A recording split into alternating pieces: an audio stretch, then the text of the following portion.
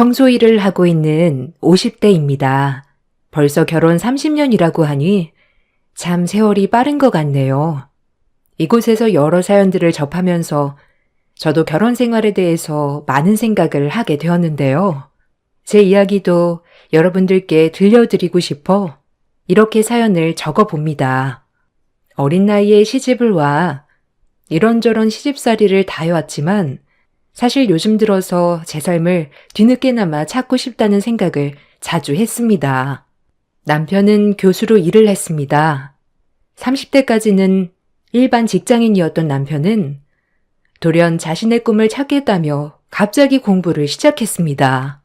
10여 년의 결혼 생활 중에도 저는 쉴 틈 없이 일을 했는데 남편은 꿈을 쫓겠다며 직장을 그만두었고 결국 생계는 저의 몫이 되었네요. 그렇다고 해서 제가 남편의 이런 생각을 지지하지 않았던 것은 아닙니다. 여보, 사실 오랫동안 고민을 했었는데 나 다시 공부 시작하고 싶어. 지금까지는 생계 때문에 하기 싫었던 일을 했지만 남은 시간 동안에는 내가 하고 싶었던 일들을 해보고 싶어. 갑자기요? 아니, 이렇게 갑자기 이야기를 하면 우리 생활을 어떻게 하고요? 그게 당신이 좀 도와주면 안 될까? 당신도 일을 하니까 조금만 아껴서 생활하면 될 것 같은데 너무 어릴 적부터 내 의지와는 다르게 일을 하다 보니 지금은 너무 고단하고 힘드네. 내 꿈을 지금이라도 찾아야 할 것 같아. 대신 내가 정말 교수가 되면 그 다음부터 생계는 문제 없잖아. 10년만, 딱 10년만 고생해줘. 그렇게 결심한 걸 어쩔 수 없죠. 그래요. 당신 그렇게 원하던 건데 제가 못 도와줄 건 없죠. 한번 결심한 거 열심히 해봐요. 남편은 저에게 미안해하기도 했지만 꿈을 포기할 생각은 없는 듯 보였어요. 다행히 저는 안정적인 직장을 다니고 있었고 학교를 다니는데 들어가는 돈은 남편이 이미 조금씩 모아두어서 걱정하지 않아도 되더라고요. 그래서 저는 남편을 응원하기로 했습니다. 처음에는 아직 자녀들이 어리기 때문에 생계를 책임진다는 게 걱정이 되기도 했어요. 직장이 안정적이라고 하더라도 앞날은 알 수 없는 것이니까요. 그래도 나만 고생하는 건 아니니 좀 더 버텨보자는 생각을 했었죠. 정말 쉬는 날 없이 열심히 일을 했어요. 아이들을 이곳저곳 맡겨가면서 야근이며 주말 근무며 거절하지 않고 일을 했습니다. 저의 그런 노력과 마찬가지로 남편도 정말 열심히 공부를 했죠. 여보, 요즘 공부하는 건 어때요? 시험 기간이라 많이 힘들죠? 늦게 공부 시작하려고 하니까 쉽지가 않네. 아무리 책을 봐도 머릿속에 들어오지가 않아서 큰일이야. 벌써 수십 번은 더 봤는데 왜 이렇게 집중이 안 되는지 모르겠어. 당신도 참 고생이네요. 이래저래 신경 쓸 게 많아서 그런가 봐요. 아이들은 걱정하지 말고 당신 공부에 집중해요. 집에서 공부하기 힘들면 도서관에라도 가서 공부하면 좀 낫지 않을까요?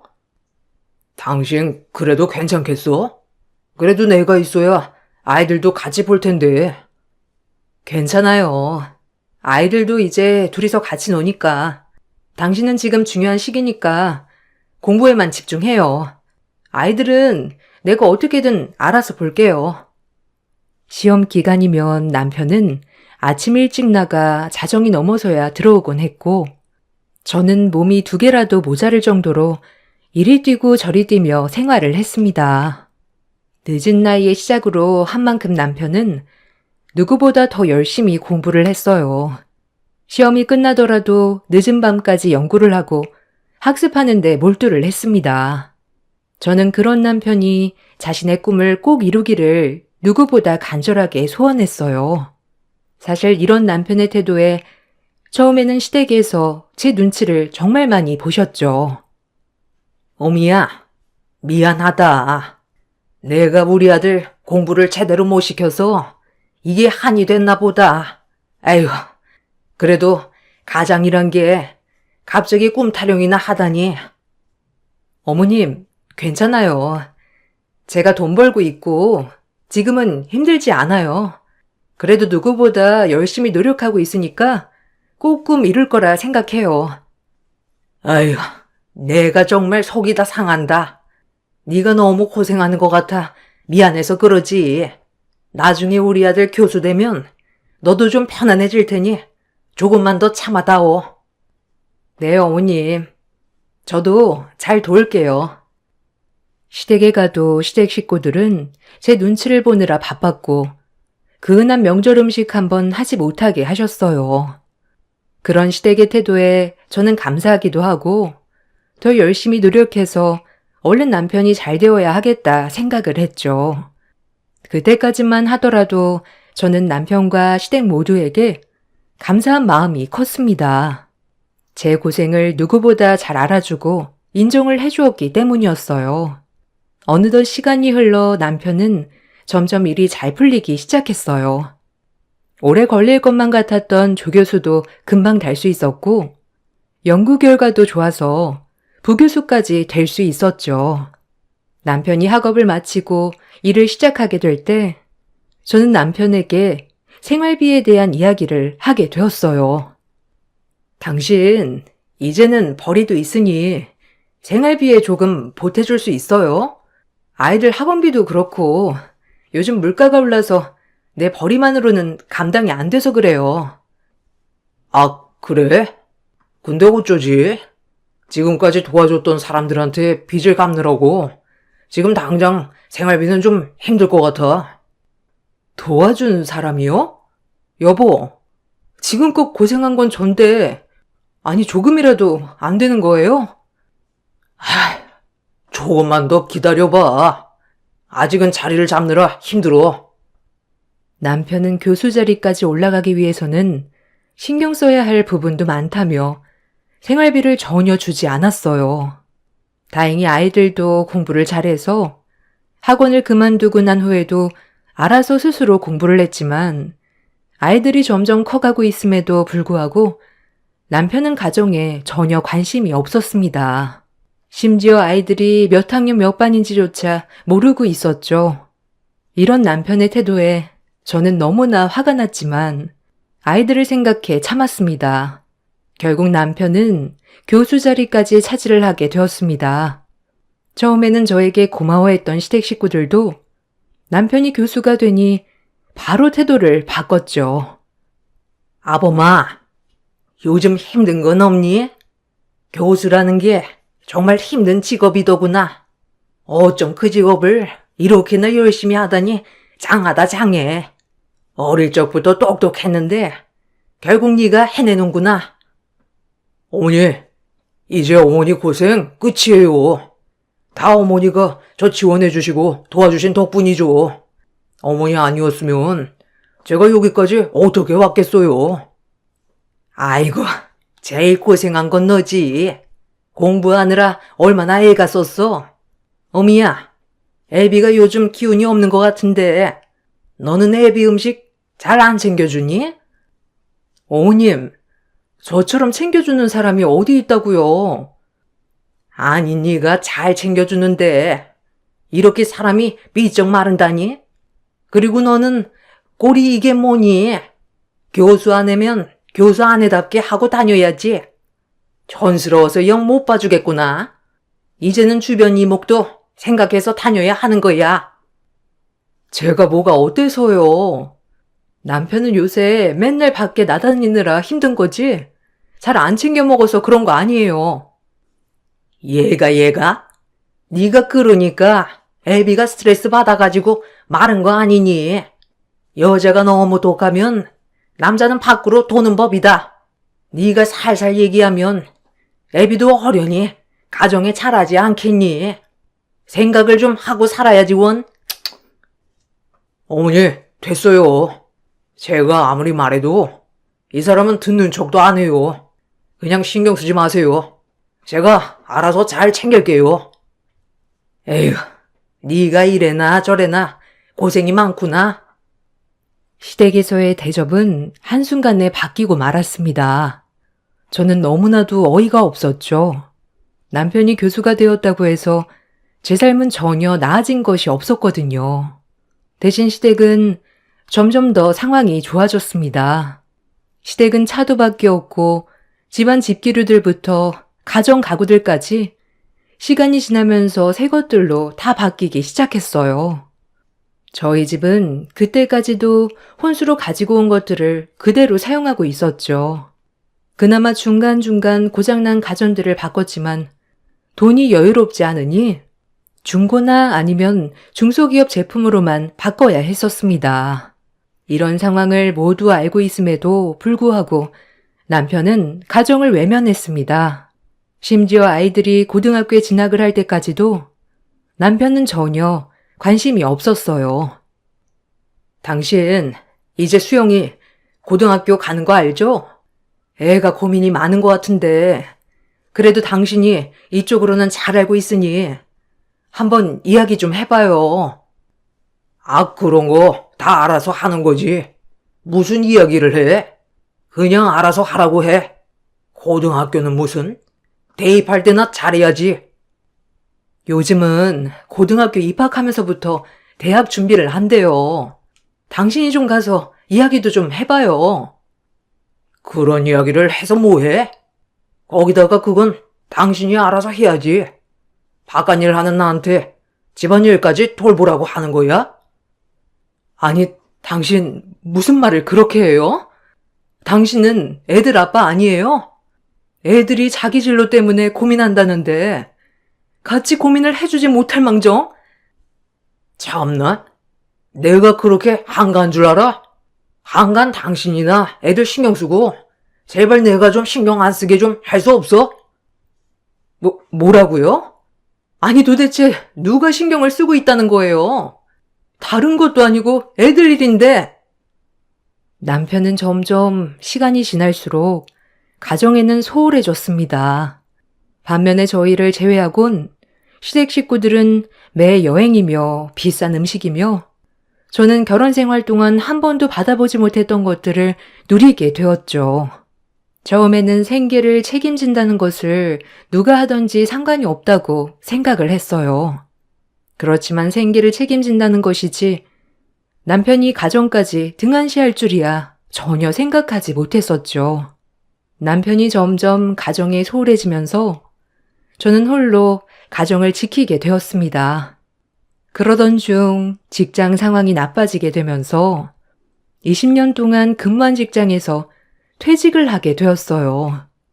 더 이상 경제적으로도 여유롭지 않은 상황이라 남편에게 생활비를 받기로 했습니다. 여보, 나 이번에 직장에서 그만두게 되었어. 아직 애들 학교도 다 마친 상황이 아닌데 생활비 좀 주면 안 돼? 뭐? 생활비? 그동안 돈 한 푼도 안 모았어? 얼마나 줘야 하는데? 100만 원이면 되겠어? 100만 원? 아니 여보, 우리 가족 4명인 건 알고 있어? 그걸로는 매달 밥값도 모자라겠어. 좀 더 줘야지.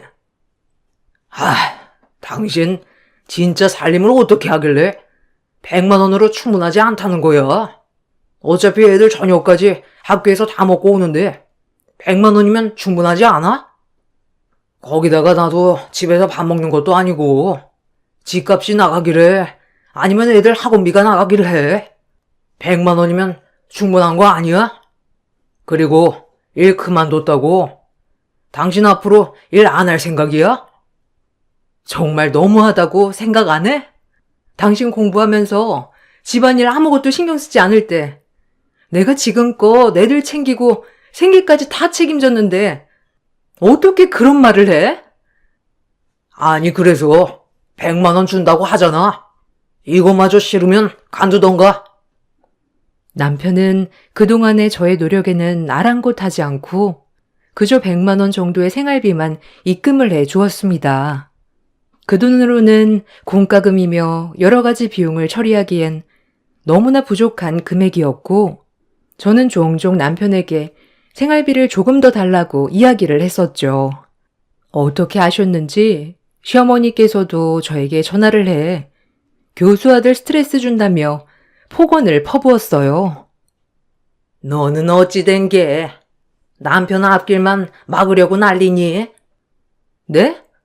어머님, 그게 무슨 말이세요?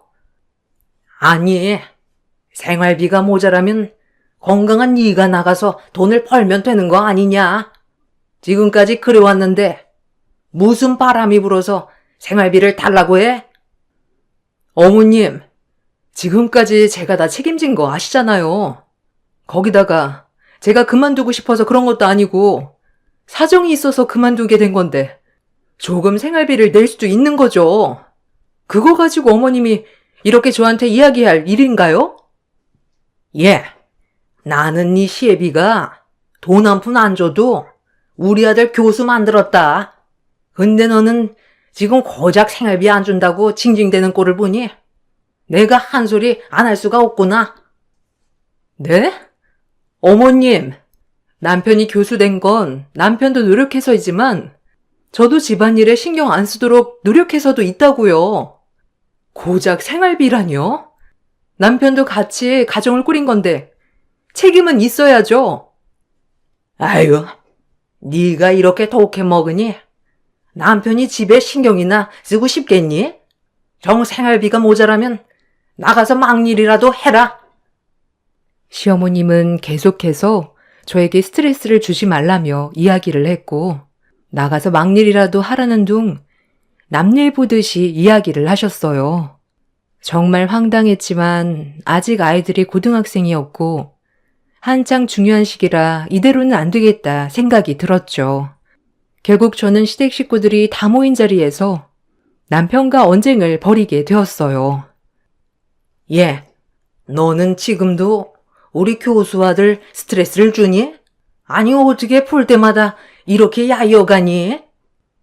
어머님, 저희 집에서 밥 안 먹은 지 꽤 됐어요. 챙겨줘도 먹지도 않고 집에도 들어와야 말이죠. 그래서 그런지 생활비도 아주 적게 주고 제가 더 힘들어요. 뭐? 내가 무슨 생활비를 적게 줘? 그 정도면 많이 주는 거지. 당신 나가서 지금 100만 원 벌어봐. 벌 수 있나? 당신 나이에 어디 써주는 데나 있겠어? 당신, 우리 아직 아이들도 안 컸는데 100만 원이 말이나 돼? 거기다가 당신 월급도 받는데 어느 정도는 생활비로 나눠야 되는 거 아니야? 내가 집에 가기래, 아님 집에서 밥을 먹기래. 집에서 하는 것도 없는데 그 정도 주는 거면 내가 예수인 거지 무슨? 당신 공부할 때 뒷바라지 내가 다 했어. 도시락 필요할 때 도시락 싸주고 시험 볼 때도 영양제 꼬박꼬박 챙겨주고 집안일 신경 쓰지 않게 알아서 다 챙기고 그건 상관도 없다는 거야? 어머 얘 좀 봐라. 남편이 큰일 하겠다는데 그거 조금 뒷바라지 했다고 유세 떠는 거니? 그 값을 받겠다고 지금 이러는 거야? 아니요. 그 말이 아니잖아요. 어떻게 그게 말이 아니니? 네가 하는 말이 그거잖니? 너 가만 보니까 진짜 톤돈만 하는구나? 왜 교수 됐다고 너한테 떨어지는 게 있을 거라 생각했니? 네 능력을 높여야지. 남편 덕보라고 지금껏 가면 쓰고 행동한 거니? 그래, 어머니 말이 맞아. 당신 그때는 나보고 꿈 이루라고 응원해 줬으면서 이제 와서 왜 딴소리 하는 거야? 꿈 이루라고 응원해 줬잖아. 당신 힘들 때 곁에서 묵묵히 지지해 줬고 그럼 우리가 힘들 때도 지지해 줘야 하는 거 아니야? 그게 남편, 아빠로서 도리 아니냐고. 난 도리하고 있어. 생활비 그 정도면 충분하다고 생각하니까 더 이상 말 꺼내지 마. 남편은 그날 이후로 저와의 대화를 모두 차단하고 피해버렸습니다. 저 역시 더 이상 남편과의 관계를 유지하는 것이 맞는지 고민을 하게 되었죠.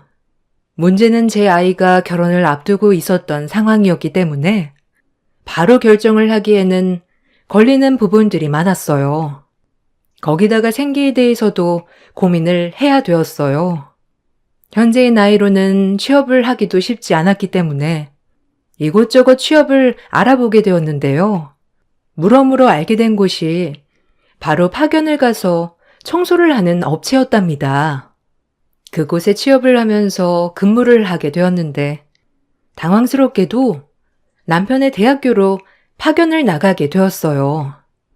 이야기를 하지 않을 수 없어서 남편에게 이 사실을 이야기하게 되었죠. 청소업체에 취업을 했는데 당신 학교에 파견을 나가게 되었어요. 뭐? 우리 학교에?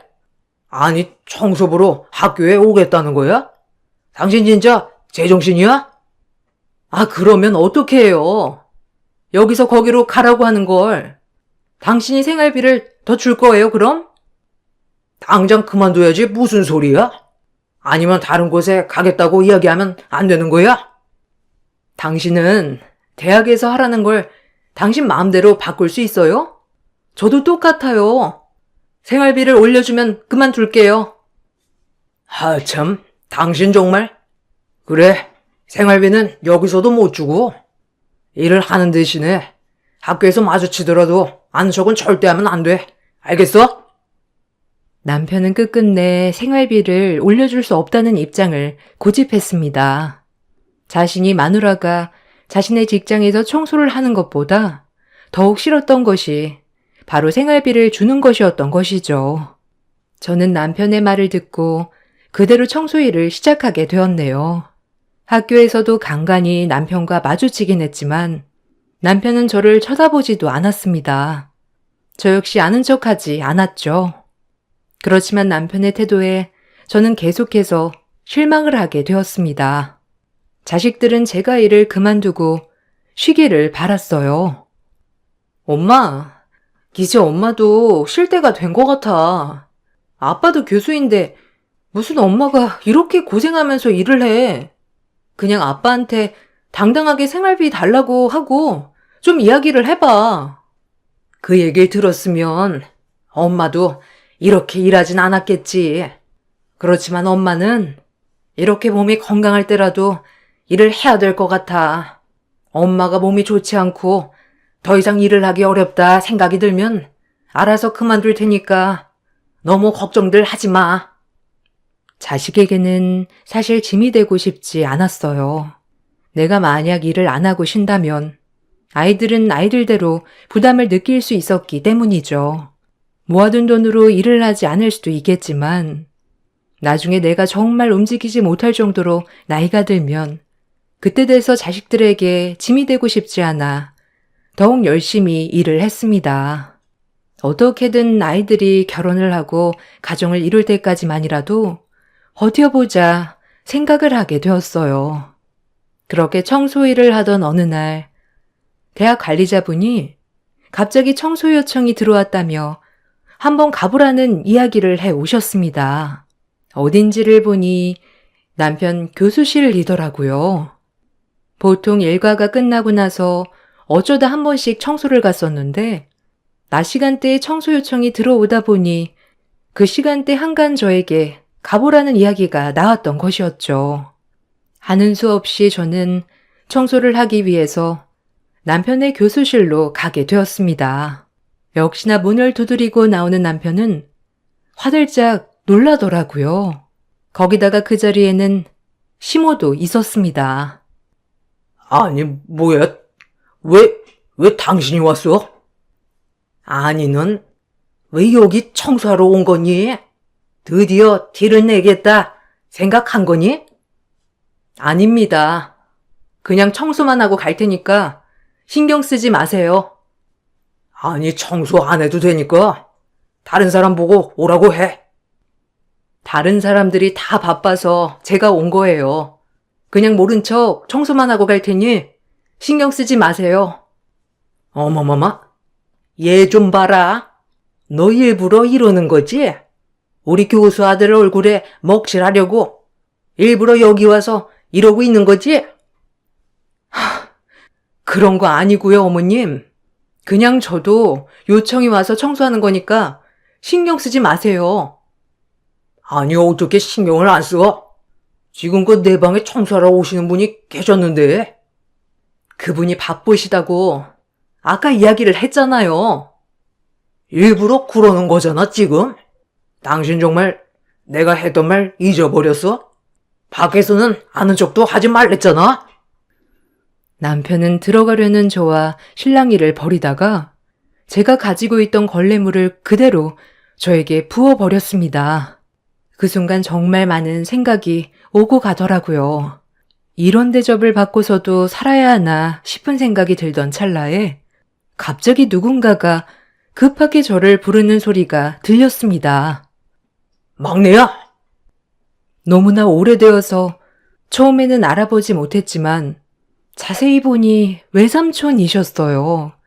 결혼식 때 뵙고 나서는 저도 살기 바빠 보지 못했었고 친정엄마가 아프시면서 몇 번 보고 나서는 연락을 한 적이 없었거든요. 그런 삼촌이 저를 부르고 있으니 너무나 깜짝 놀랄 수밖에 없었습니다. 저보다 더욱 깜짝 놀란 건 남편이었죠. 총장님?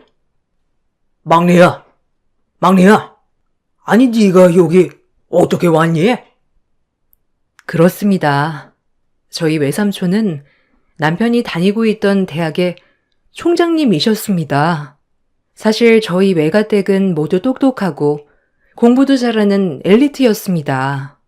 엄마는 일찍 결혼을 해서 자식을 낳았지만 외삼촌은 결혼에 대한 뜻이 없으셨죠. 그러다 보니 엄마가 결혼을 해 아이들 낳아서 일을 할 때 외삼촌이 저희를 데리고 돌봐주시기도 했습니다.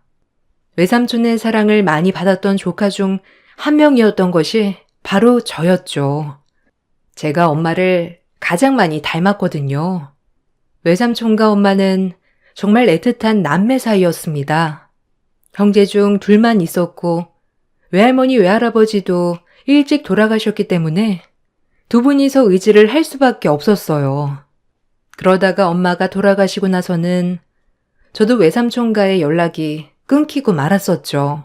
그 외삼촌이 총장이라니 저도 깜짝 놀랐습니다. 막내야, 너 막내 맞지? 아이고, 아니 어떻게 여기서 이렇게, 아니 그건 그렇고 우리 학교에서 청소로 일하고 있는 거야? 내가 여기서 일하는 거 몰랐어? 어머, 삼촌! 아휴, 정말 오랜만이에요. 어떻게 잘 지내셨어요? 저도 먹고 사느라고 바빠서 연락도 못 드렸었네요. 아, 괜찮다, 괜찮아.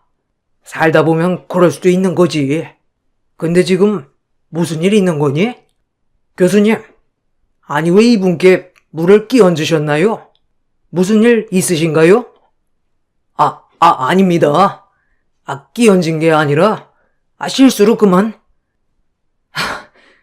거짓말도 적당히 해. 이왕 이렇게 된 거 한번 툭 터놓고 얘기나 해보자. 당신 갑자기 태도가 왜 그래? 왜? 삼촌이 총장이라고 하니까 실수한 것 같아? 그게 무슨 말이니? 교수님, 이게 무슨 말이죠? 삼촌, 이 교수님 제 남편이에요. 그때 결혼식에 오셔서 보셨죠?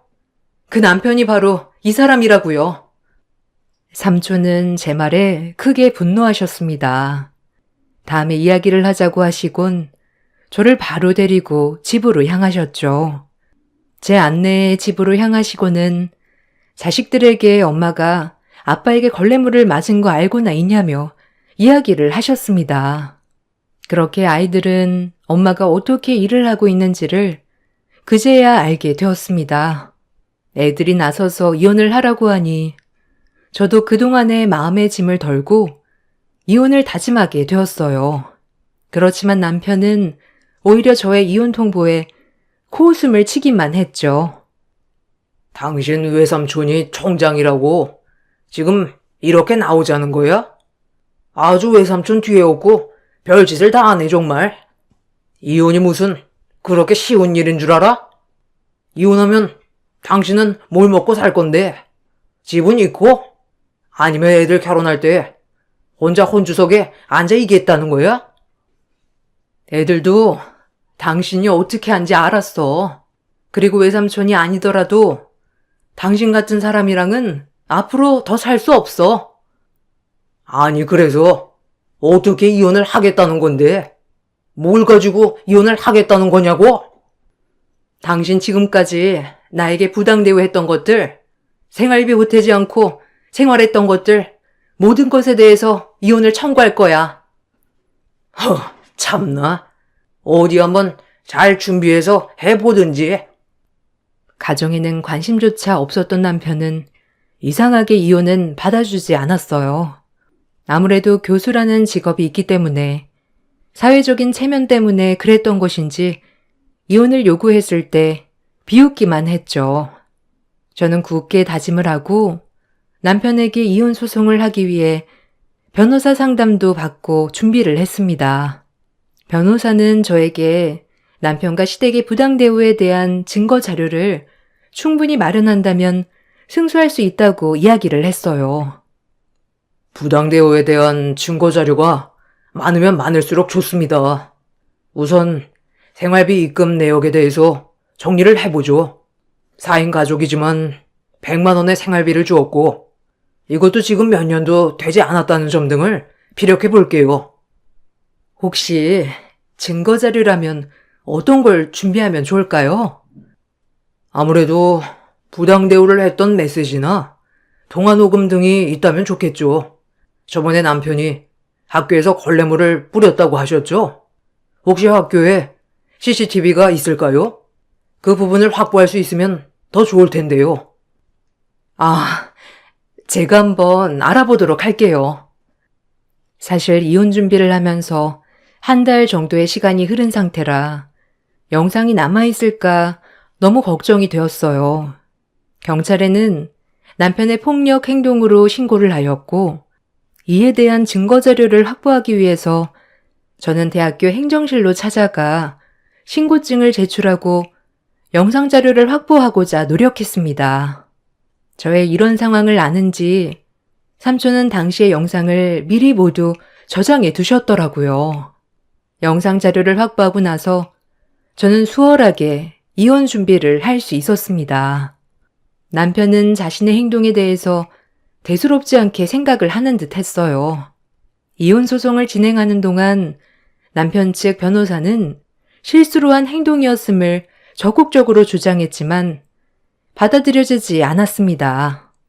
이혼이 진행된 이후부터 통쾌한 복수는 저도 모르게 시작이 되었어요. 당시 영상 확보를 위해서 이리저리 알아보던 중 남편이 저에게 걸레물을 뿌렸던 것이 소문이 났던 것이죠. 학교 내에서는 남편에 대한 여론이 안 좋게 형성이 되었습니다. 저 역시 이번 사건에 대해서 남편에게 책임이 있다고 생각이 들어 남편의 교수직에 대한 1인 시위를 시작했습니다.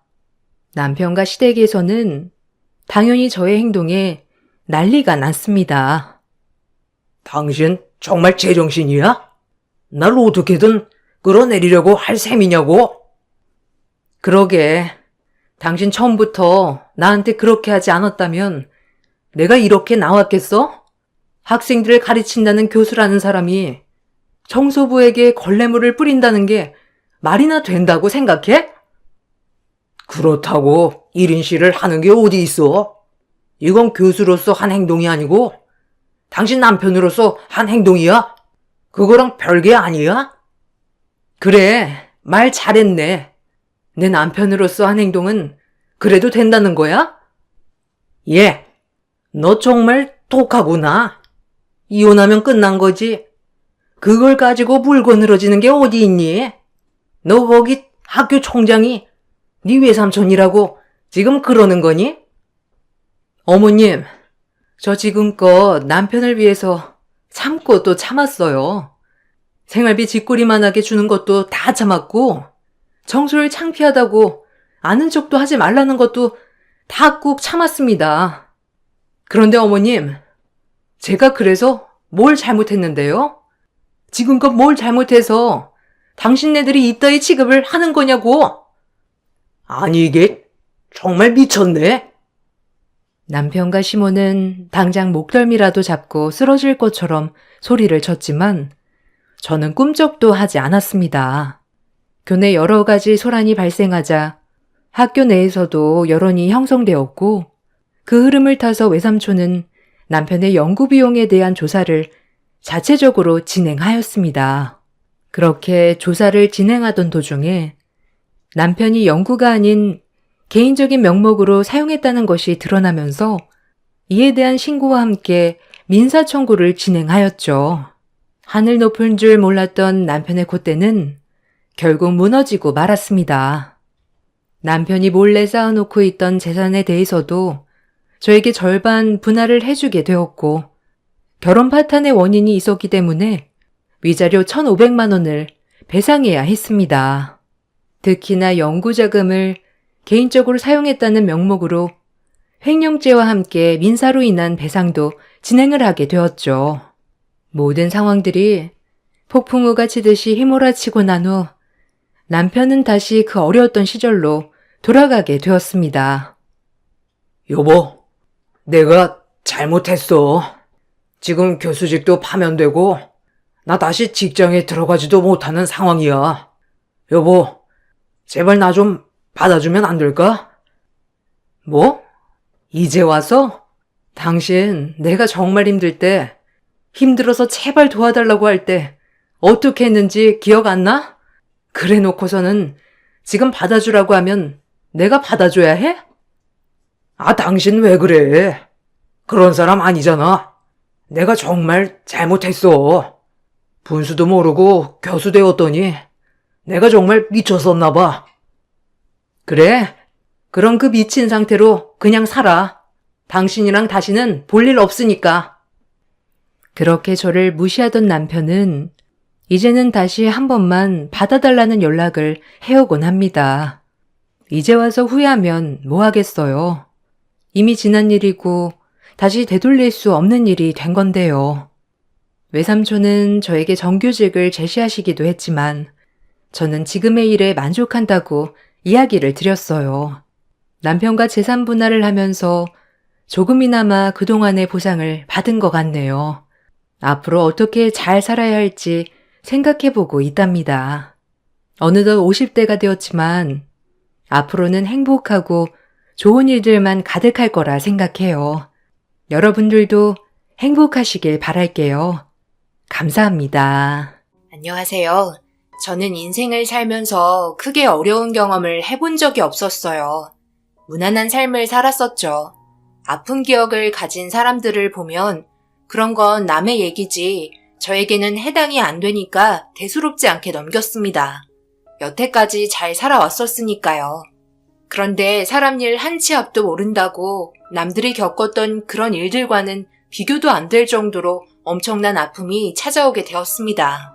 갑자기 훅 들어오는 감당할 수 없었던 일들이 무난하게 살아왔던 제가 버틸 수 있는 강한 정신력은 당연히 없었고 그로 인해 이 세상을 포기하고 싶은 마음을 먹을 때가 한두 번이 아니었어요. 그런데 그것조차 잘 되지 않더라고요. 인생은 제 마음대로 되는 부분들이 하나도 없었습니다. 그때 뼈저리게 느꼈죠. 사람 사는 인생에 있어 누구나 한 번쯤은 꼭 경험하게 된다는 걸요. 하지만 그런 일들이 빨리 오냐 늦게 오냐가 다른 것 같아요. 저는 늦게 온 것뿐 저보다 나이도 젊은 사람들 중 먼저 아픔을 겪을 사람들이 너무나 많다는 걸 여기 사연 채널을 통해서 듣고 알게 되었습니다. 그래서 저도 제가 살아온 인생을 여러분들과 공유하고 아픈 마음 치료받아 새 삶을 나아가는 데 밑거름이 되었으면 좋겠어요. 그러니 부디 따뜻한 말 한마디 건네주시면 정말 많은 힘이 될 것 같습니다. 남편과 결혼하고 아이 낳아 잘 살아왔었어요. 그리고 태어난 아이가 한두 살 먹다 보니 어느새 저도 흰머리가 군데군데 올라오기 시작했고 애지중지 키운 딸은 어느새 결혼할 나이가 되었습니다. 그리고 좋은 남자 만나 새로운 삶을 살아가기 시작했어요. 목도 가누지 못할 때가 엊그저께 같은데 벌써 결혼할 나이가 돼서 좋은 남자 만나 행복하게 살고 있으니 참 보기 좋았고 오래오래 좋은 일만 가득하길 바랬어요. 엄마, 저희 이번 주말에 가도 되죠? 한동안 엄마 집에 가지 못했잖아요. 할 얘기도 있고요. 저희 남편이 인사드린 지 오래됐다며 찾아뵙자고 먼저 말 꺼냈어요. 많이 바쁜데도 시간 내서 엄마 아빠 얼굴 보겠다고 했으니까 그날은 시간 비워두세요. 유서방 쉬는 날도 없는데 이참에 푹 쉬지 뭐하러 온다고 그래. 잠도 제대로 못 잔다며. 맨날 새벽 늦게까지 집에 와서도 업무 보느라 힘들어 한다면서. 이번 주말에 안 와도 되니까 그런 걸로 부담 갖지 마. 하루 이틀 얼굴 볼 사이도 아닌데 너무 피곤하면 일하는데 문제가 생기니까 전날까지 생각해보고 움직이렴. 나중에 너희 아빠랑 시간 맞춰서 우리가 올라가든지 할게. 딸은 제가 보고 싶었는지 무조건 주말에 오겠다며 약속 잡지 말고 기다리라는 기대 섞인 말을 끝으로 전화기는 끊어졌습니다.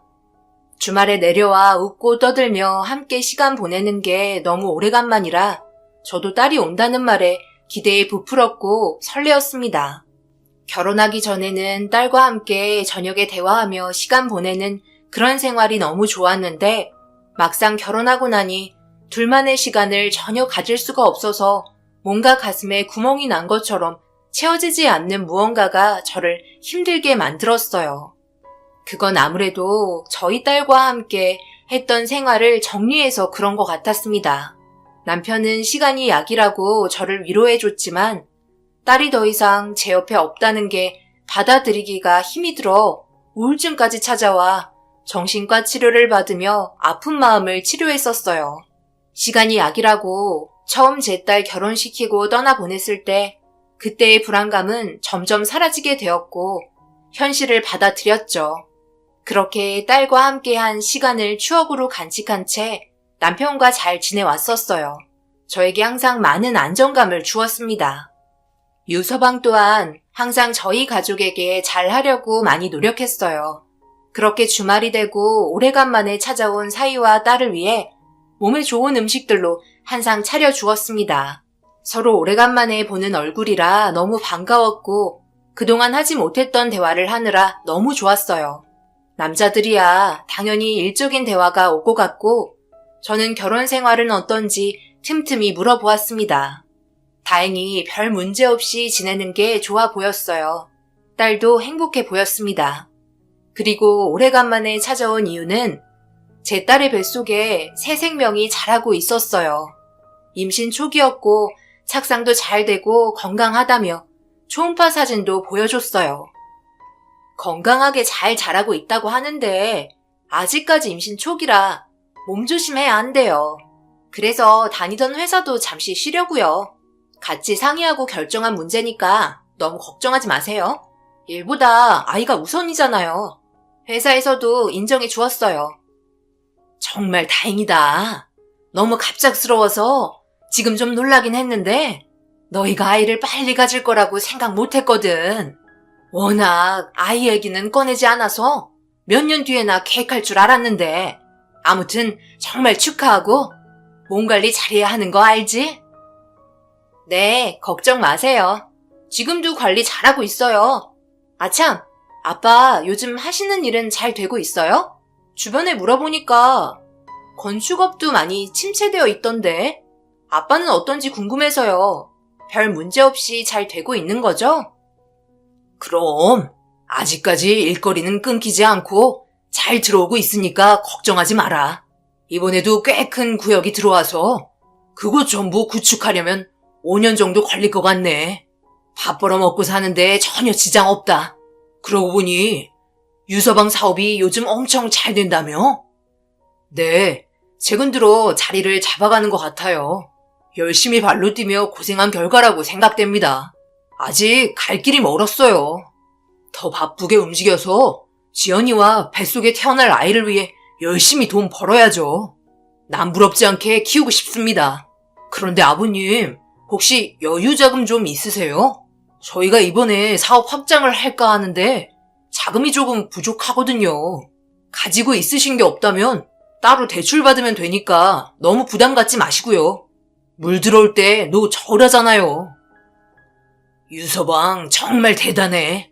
부모 없이 여기까지 홀로 올라왔잖아. 그래서 그런지 어떤 일이든 악착같이 하려는 모습이 정말 보기 좋네. 사업을 하려면 독한 마음이 있어야 성공할 수 있는 거야. 그냥 남들처럼 그 뒤만 졸졸 따라다니면 그 사람은 거기까지거든.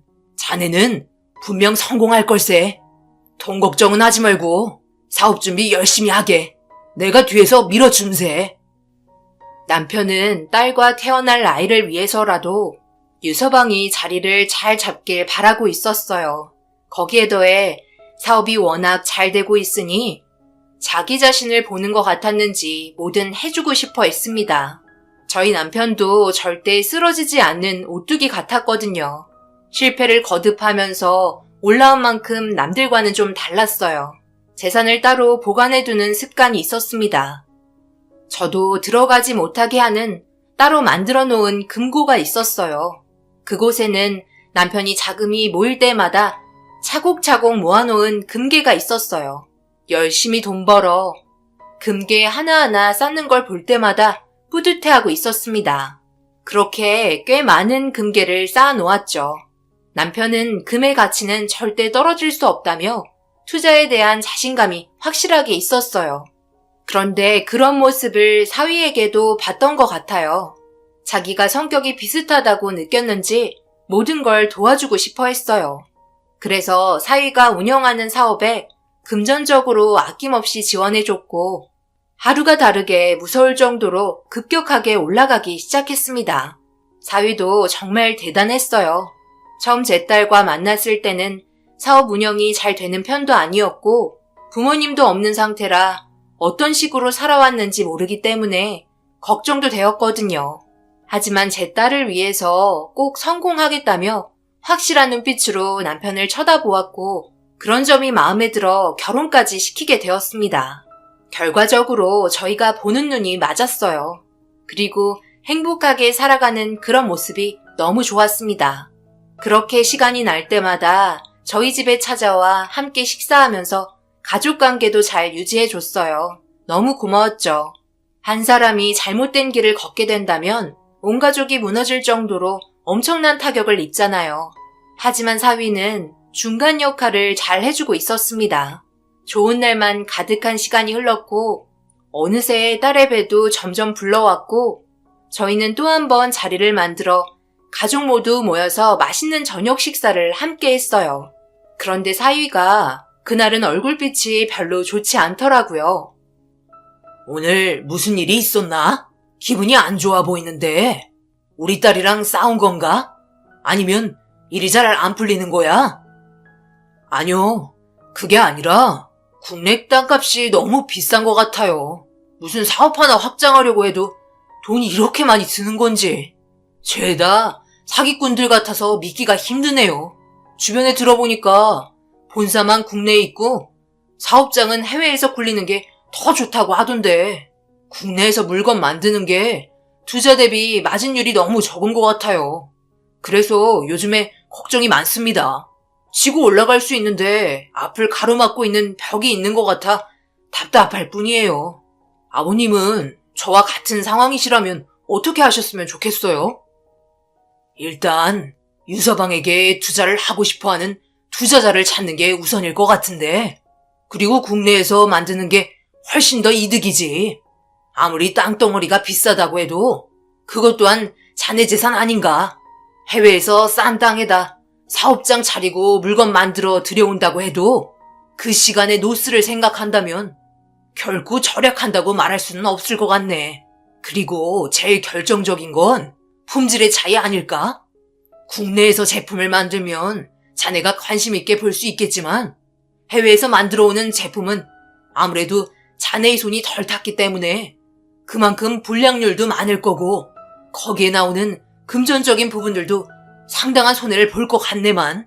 이건 오로지 내 생각이니 판단은 자네가 하길 바라네. 내가 자네 같으면 국내에서 힘들어도 어떻게 해서든지 버티고 운영하는 게 제일이라고 생각되네. 그럼 우리 남편 투자자는 아빠로 하면 되겠네. 우리 아빠 자금 엄청 많거든. 어때요? 괜찮은 생각이죠? 투자자는 가족이 하는 건 좀 그렇지. 나중에 문제가 생기면 등 돌려야 할 정도로 상처받을 수 있거든. 남편은 사위에게 금전적으로 도와줄 수는 있지만 투자자는 싫다고 하더라고요. 가족끼리는 그냥 주는 게 맞는다고 하면서 정 힘들면 모자라는 부분들은 도와주겠다고 사위의 걱정을 어느 정도 가라앉혀 주었어요. 아무래도 돈 얘기만 자꾸 나오니 분위기가 좋은 쪽으로 흘러가는 것 같진 않았습니다. 그래서 제가 전환시키기 위해 아이의 이름에 대해서 물어보기 시작했어요. 어느새 아이의 이름에 대한 대화가 오고 가기 시작하면서 다시 분위기는 밝아지기 시작했어요. 역시 가족들끼리 모였을 때는 돈 얘기는 좋은 게 아니란 걸 다시 한번 느낄 수 있었습니다. 늦게까지 함께 시간을 보내고 딸과 사위는 집으로 돌아갔어요. 그리고 집 정리를 하고 있는데 남편이 많은 생각에 빠져 있었습니다. 아무래도 사위의 사업이 잘 되다 보니까 어떻게 도와줘야 할지 고민이 많았던 것 같아요. 꽤 많은 자금이 필요하다면 남편이 그동안 모아두었던 금고에 있던 금괴를 팔아야 했기 때문이죠.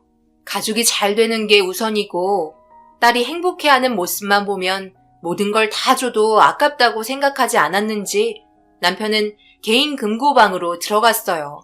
그리고 한참 뒤에 다시 나왔고 씁쓸한 표정으로 저와 눈이 마주치자 미소 띤 얼굴로 방에 들어갔습니다. 아무래도 오랜 기간 모아두었던 금괴를 처분해야 하는 상황이 생겨서 더 그런 것 같았어요. 남편이 땀 흘리며 일할 수 있게 해준 원동력이었기 때문이죠. 그런데 한순간에 많은 양이 없어질 거라 생각했는지 정신적으로 힘들어했습니다. 그런 남편의 뒷모습을 보면서 나중에 사위가 더 크게 성공하면 금고의 금괴를 꽉 채워줄 거니 걱정 말라고 위안시켜줬어요. 그렇게 남편은 다음날 또 열심히 일하기 위해 출근을 했고 저에게 쪽지 하나 건네주며 나중에 펼쳐보라고 하곤 현관문을 나섰습니다. 남편이 나가고 나서 받은 쪽지를 펼쳐봤는데 정말 오래간만에 본 남편과 저만 알 수 있는 문자였어요. 예전에 남편과 취미생활로 암호를 만든 적이 있었거든요. 서로 힘들 때 좀 더 가까워지려고 특수 문자 단어를 만들어 조합하면 무슨 말인지 알 수 있게 사용했었는데 오래간만에 남편이 저에게 암호를 건넸고 그 안에 있던 내용은 사랑한다는 말이었어요. 핸드폰으로 문자를 보낼 수 없는 저희가 생각해서 만들었던 암호였기 때문에 저도 똑같이 남편에게 사랑한다고 쪽지로 적은 뒤 사진 찍어 보내줬습니다. 제일 많이 사용했을 때는 아무래도 부부싸움이 났을 때 그때 많이 사용했었죠. 한 글자 한 글자 단어를 맞춰봐야 했기 때문에 글자를 완성해 가다 보면 어느새 기분이 전부 풀어졌었죠. 젊었을 때의 기억들이 다시 떠올랐고 밀려있던 집안일을 추억을 곱씹으며 하나하나 해결해 나갔습니다. 그렇게 바쁘게 움직이고 있었는데 회사에서 전화가 왔어요. 남편 핸드폰이 아닌 회사 전화번호여서 무슨 일인가 싶어 전화를 받았는데 수화기에서 들린 떨려오는 목소리는 저를 털썩 주저앉게 만들었고 맨정신으로 서 있을 수 없었습니다. 오전까지만 해도 분명 웃으며 대화를 나눴었는데 갑작스럽게 남편이 응급실에 실려갔다는 말을 듣고 너무 놀랐고 비틀거리는 몸을 이끌며 급하게 병원으로 향했습니다. 그리고 제가 도착하자마자 남편은 세상을 떠났다는 말을 듣게 되었어요. 믿을 수 없는 현실을 받아들이기가 너무 힘들었습니다. 갑작스럽게 다가온 불행은 저를 버틸 수 있게 만들지 못했어요. 남편의 손을 잡으며 돌아와 달라고 소리치며 그만 잠에서 깨어나라고 매달려봐도 미동조차 하지 않았습니다. 너무 갑작스럽게 아무런 예고 없이 찾아온 남편의 모습을 받아들일 수 없었어요. 그리고 그 뒤를 바라보고 있던 딸도 주저앉았고 믿을 수 없는 현실을 거부했습니다. 사위는 저와 딸이 쓰러질까봐 옆에서 최대한 진정시켜줬어요. 그리고 왜 사고가 나게 되었는지 조사를 하고 있었습니다. 그리고 알게 된 건 건축 현장에서 남편이 추락사고로 세상을 떠나게 되었다는 걸 알게 되었어요. 그렇게 장례가 치러졌고 남편이 운영하던 사업은 처분할 수밖에 없었어요. 저희 모두 정상적인 삶을 살 수가 없었고 아무래도 오랜 기간 함께 해온 제가 제일 힘들었습니다. 집에 들어가기가 무서웠어요. 남편이 퇴근하고 집에 들어올 것만 같은 그런 느낌이 들었거든요. 결국 남편의 물건을 도저히 정리할 수 없었고 그 흔적들을 지우고 싶지 않았어요. 보내기가 너무 힘들어 매일을 눈물로 지냈습니다. 아무래도 사위와 딸이 걱정이 많았는지 거의 매일 밤 찾아왔고 함께 시간을 보내줬습니다. 좋은 말 많이 해주며 위로해 주었어요. 그런데 딸의 배가 벌써 만삭이 되었고 그걸 보니 더욱더 가슴이 아팠습니다. 곧 태어날 손자 얼굴도 못 보고 떠났다는 게 너무 슬펐어요. 행복할 것만 같았던 그런 삶에 불행이 찾아오니 충격적이게도 더 큰 불행이 저를 기다리고 있었고 결국 쓰러지고 말았어요. 도저히 현실을 받아들일 수 없었습니다.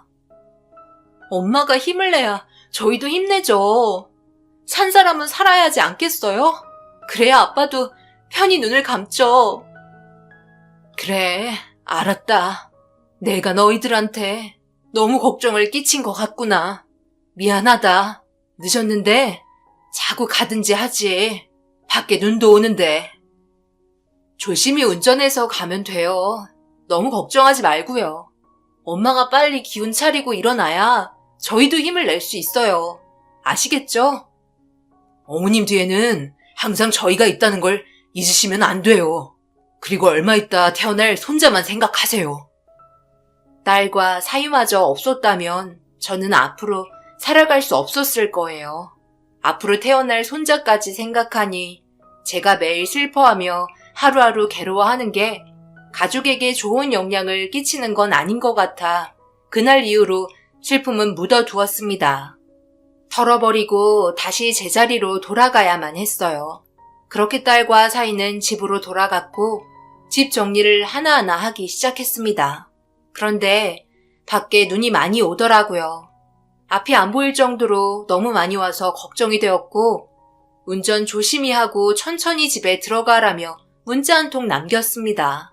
그런데 도착해도 남을 시간인데 전화나 문자가 오지 않았어요. 워낙 피곤해도 잘 도착했다는 문자 한 통은 남겨줄 수 있을 텐데 아무런 소식이 없어서 전화해봤지만 전화기가 꺼져 있었습니다. 그런데 그날 저에게 걸려온 전화 한 통에 급하게 응급실로 향했고 저는 쓰러지고 말았습니다. 딸과 사위가 집으로 가던 도중 차가 눈길에 미끄러지면서 사고를 당한 것 같았어요. 그런데 제일 큰 문제는 딸의 상태가 너무 위급했습니다. 만삭인 상태에서 당한 교통사고라 병원 전체가 난리가 났고 사위 또한 수술을 받고 있는 것 같았어요. 제발 모두가 무사하게 기도했지만 제 기도가 하늘에 닿지 않았는지 손자와 딸은 세상을 떠나고 말았습니다. 한 번에 밀려오는 충격적인 상황들에 더 이상 버티기가 힘이 들었어요. 사위는 수술이 끝나고 의식을 찾지 못하고 있었어요. 사위 또한 위급해 보이는 상태였고 언제 깨어날지도 모르는 상태였어요. 그렇게 깨어나지 못하는 사위를 뒤로하고 저는 딸의 장례식을 홀로 치러야만 했습니다. 만약 제가 끝까지 말리고 아침이 돼서 집에 가라고 했으면 상황이 좋아졌을까요? 어떻게 해서든지 뜯어 말렸어야 했는데 그렇지 못한 게 한이 되었고 쏟아낼 대로 쏟아낸 눈물은 더 이상 나오지 않았어요. 멍하니 초점을 잃은 눈빛으로 조용한 장례식장 안에서 딸의 영정사진을 바라보고만 있었습니다. 사위가 의식이 돌아왔을 때 자기 아내와 자식이 세상을 떠났다는 걸 알게 되면 엄청난 충격으로 버티지 못할 텐데 어떻게 위로를 해줘야 할지 앞이 막막했어요. 그렇게 장례식이 끝이 나고 사위가 의식을 되찾았다는 소식을 듣게 되었어요. 급하게 병원을 찾아가 봤는데 사위 역시 정신적인 충격이 상당히 컸는지 힘들어 보였습니다. 저와 눈이 마주친 사위는 눈물을 흘리며 죄송하다는 말만 반복했어요. 모든 게 자기 잘못이라며 괴로워했고 간호사분들은 사위를 진정시키려 말리고 있었습니다. 저는 산 사람은 살아야 하지 않겠냐며 말은 했지만 앞으로 살아야 할 이유가 전부 사라졌기 때문에 저도 그 자리에서 힘이 풀려 주저앉아 버렸네요. 현실을 받아들이는 게 너무 힘들었어요.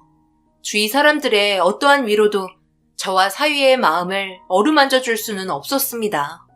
그렇게 사위는 퇴원을 하려는데 퀵이 하나가 배달이 와서 물건을 건네봤더라고요. 일적인 문제 같았습니다. 서류 봉투 안에 내용을 확인하더니 접어서 품에 넣었고, 그리고 병원에서 나오자마자 택시를 타고 저와 함께 간 곳은 남편과 딸이 가지런히 놓여있는 납골당이었어요.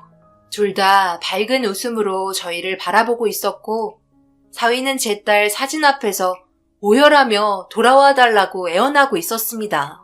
그렇게 한참 동안 납골당에서 시간을 보냈고, 어느 정도 진정이 된 저희는 벤치에 앉아 추운 바람을 맞으며 슬픔을 날려버리고 있었어요.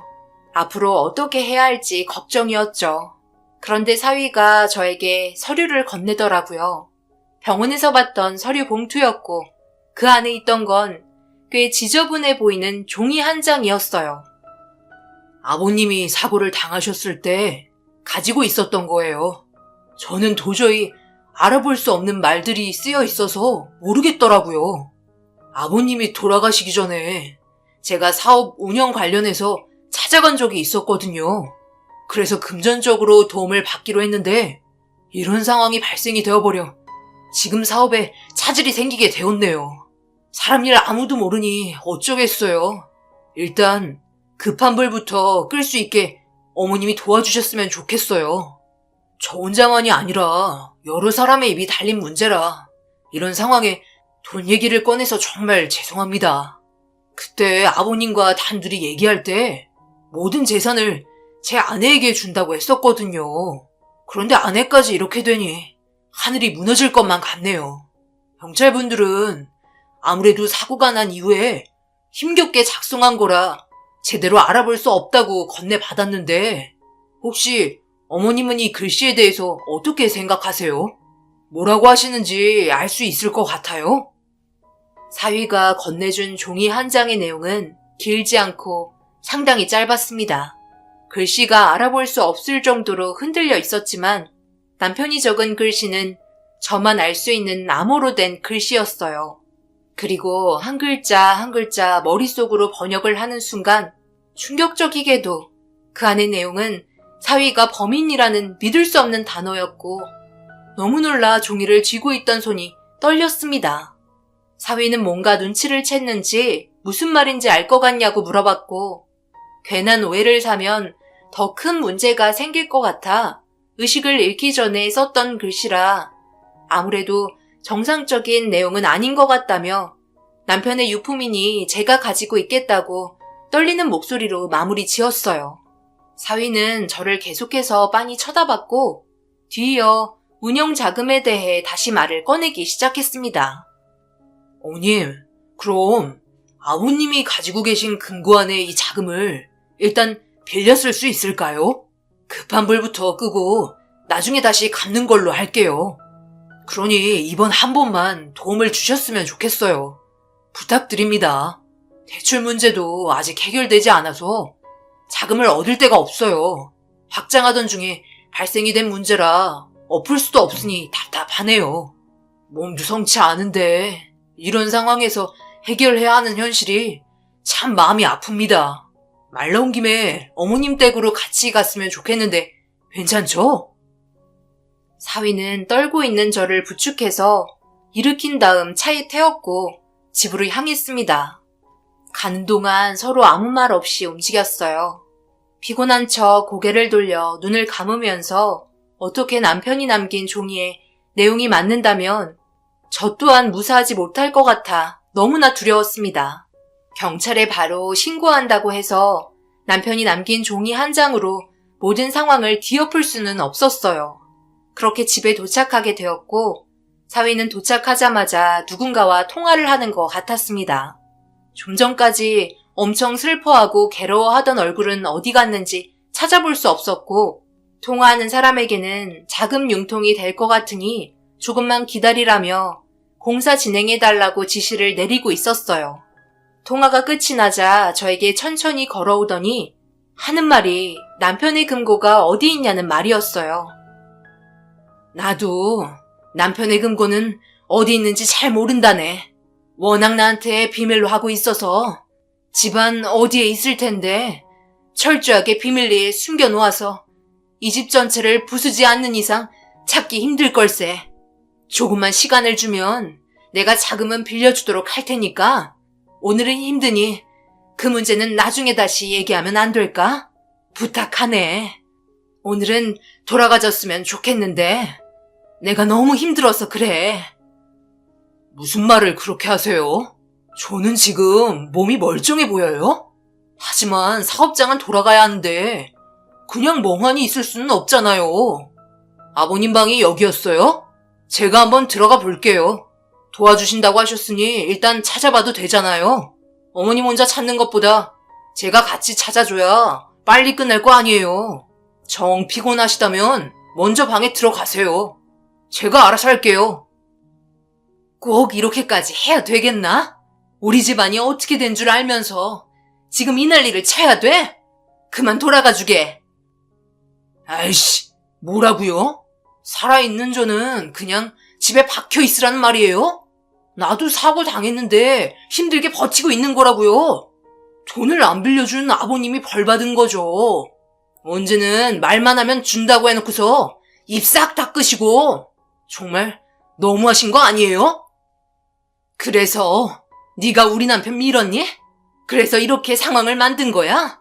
남편 재산을 전부 우리 딸에게 건네준다고 하니까 그게 그렇게 싫었던 거야? 그래서 이런 말도 안 되는 상황을 만든 거냐고. 우리 둘만 있는 공간이다. 솔직하게 말해. 뭐야, 알고 있었네. 어떻게 알았대? 내가 장인어른 밀은 거? 그 안에 종이 진짜네. 지연이가 그랬거든. 둘만 아는 암호 같은 게 있다고. 그래서 혹시 몰라 종이 보여주니 바로 손을 떨면서 반응 오더라.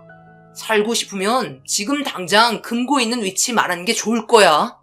안 그럼 당신도 뒤따라가게 만들어줄게. 알겠어? 금고 어디 있냐고! 사위는 결국 모든 걸 털어놨어요. 자신이 저지른 일이라고 하나도 빠짐없이 계획한 전부를 저에게 털어놓게 되었죠. 그리고 저에게 다가오기 시작했고 금고의 위치를 알려주지 않으면 똑같이 만들어주겠다고 화를 내고 있었습니다. 저는 그놈을 피해 도망쳤고 2층 계단으로 올라갔어요. 그리고 남편의 금고가 있는 방으로 힘차게 뛰어갔습니다. 저를 따라온 그놈이 화를 내자 금고를 보여주고 말았어요. 문을 열라고 했지만 저도 진짜 비밀번호는 알지 못해 모른다고 말했고 화를 내며 당장 알아내라고 소리치는 틈을 타 금고 밑에 있는 버튼을 눌렀습니다. 그 버튼은 보안팀과 연결되어 있기 때문에 무슨 일이 있을 때 눌러야 한다고 저에게 금고를 설치할 때 남편이 말해줬던 게 기억이 났어요. 그렇게 보안팀에게 초인종을 눌렀고 그 사이 급하게 1층으로 내려가 현관문을 열었습니다. 도둑이라며 잡아달라고 소리치면서 경찰에 바로 신고했어요. 모든 내용은 집안 구석구석에 있는 CCTV에 전부 찍혀 있었습니다. 그런데 이놈이 순순히 잡히지 않더라고요. 창문을 깨고 밖으로 탈출을 시도하면서 일이 복잡해졌고 그 뒤를 경찰과 보안팀이 쫓기 시작했습니다. 그런데 길 건너편으로 도망치던 그놈이 빠르게 지나치는 차를 발견하지 못하고 부딪히게 되었고 결국 병원으로 이송이 되었어요. 경찰분들은 사건의 경위를 알기 위해 조사를 진행했고 제가 가지고 있었던 모든 증거물을 보여줬습니다. 결국 모든 계획이 저놈 짓이었다는 게 밝혀지게 되면서 사건은 종결이 되긴 했었죠. 하지만 문제는 처벌을 내릴 수 없는 상태였어요. 사고를 당하면서 이놈이 뇌사 상태에 빠져버렸고 아무런 의식조차 없는 상태로 남게 되었습니다. 병원에서는 가망이 없을 거라며 얼마 지나지 않아 세상을 떠날 것 같다고 믿을 수 없는 말을 듣게 되었네요. 살아서 벌을 받는 것도 아니고 세상을 떠나서 벌을 받는 것도 아닌 상태라 답답하기만 했습니다. 자신의 욕심을 채우기 위해 남의 인생마저 망쳐버린 이놈을 용서할 수 없었어요. 그렇게 지금까지 병원에서 미동조차 하지 않고 누워만 있습니다. 남편과 딸의 인생을 송두리째 앗아간 놈이 그냥 누워만 있네요. 부모 없이 자라서 배워먹지 못해 그런 걸까요? 자기의 이득을 위해 수단 방법 가리지 않은 이놈이 제대로 된 처벌을 받았으면 좋겠어요. 차라리 세상을 떠났으면 좋겠습니다. 이런 제 마음이 너무 답답하고 아파서 이렇게 사연을 적게 되었고 위로의 말을 듣고 싶어 적어 내려갔지만 더욱더 화만 치밀어 오르네요. 앞으로 어떻게 해야 할지 여러분들께서 방법을 좀 알려주셨으면 좋겠어요. 이놈에게 내릴 수 있는 최대의 벌이 있다면 제발 알려주세요. 어떤 방법으로도 그 벌이 저희 가족을 보낸 만큼 크진 않겠지만 할 수 있다면 뭐든 하려 합니다. 그래야 저도 편히 눈 감을 수 있을 것 같네요. 욕심에 눈이 멀어 저지른 행동의 결과는 너무 뻔한 것 같네요. 제 사연 들어주신 분들 그냥 지나치지 마시고 무슨 말이라도 좋으니 꼭 부탁드립니다. 감사합니다. 안녕하세요. 저는 50대 초반 여자입니다. 참 안타까운 사연을 경험하게 돼서 이렇게 글을 작성하게 되었습니다. 저도 마음이 좋지 않지만 그렇다고 눈 감고 그냥 넘어갈 수는 없었고 이 문제 때문에 동서와도 사이가 상당히 안 좋아졌지만 저는 옳은 판단을 했다 생각합니다. 동서와도 가족이 된 지 벌써 20년이 흘러버렸습니다. 그동안 참 많은 일들을 경험해왔고 서로 얼굴 붉히고 지지고 볶으면서 살아오다 보니 어느덧 이런 삶에 적응이 되어 버렸네요. 그런데 문제는 어느 날부터인가 동서가 저에게 이상할 만큼 잘해주기 시작했는데 좀 이상한 부분들이 많았습니다. 형님, 오셨어요? 이번에도 제가 형님을 위해서 옷 몇 가지를 준비했는데 가지고 가서 입으세요. 사이즈도 괜찮죠? 또야? 매번 부를 때마다 안 입는 옷을 주는데 굳이 이렇게까지 하지 않아도 돼. 내가 옷이 없는 것도 아니고 그냥 받으세요. 형님이 이런 옷을 언제 입어보겠어요? 저니까 챙겨주는 거예요. 계절이 바뀌면서 정리할 것들 중에 그나마 입을 만한 거 드리는 거니까 아무 말 하지 말고 가지고 가세요. 형님도 옷장에 꺼내지 않은 옷들 좀 처분하세요. 아끼면 뭐해요? 나중엔 다 낡아서 해질 텐데 앞으로 계속 나올 것 같으니까 형님도 버릴 건 버리고 제가 드리는 걸로 새로 채우시면 되겠네요. 내가 지금 입고 있는 옷이 뭐 어때서? 이것도 경민 아빠가 5년 전에 선물해 준 거야. 꽤 비싼 옷이라고. 동서도 멀쩡한 옷들 상당히 많은 걸로 알고 있는데 괜히 돈 낭비하지 말고 최대한 아끼면서 살아. 신중하게 결정하고 골랐으면 나한테 좋겠어? 기분 따라 아무거나 막 사 입으니까 결국 이런 일이 생기는 거잖아. 동서 때문에 우리 집에 있는 옷장도 꽉 찼어. 원래 버는 만큼 쓴다고. 형님네는 없이 사니까 옷 하나를 사도 신중하게 결정하고 구매할지 몰라도 저희는 워낙 잘 사는 집안이라 돈도 많은데 이 정도 쓰는 건 아무것도 아니죠. 다른 사람들이 가지고 있는 개인적 취미 같은 것들 있잖아요. 저는 쇼핑이 취미고 스트레스 푸는 요소예요. 솔직히 제가 드리는 옷들 보면 거의 다 재판매할 수 있는 명품 옷들이잖아요. 나이에 맞게 옷을 사는 건데 그게 뭐 잘못됐어요? 이제 볼일 끝났으니까 들어가세요. 조만간 또 부를 테니까 그때 다시 오세요.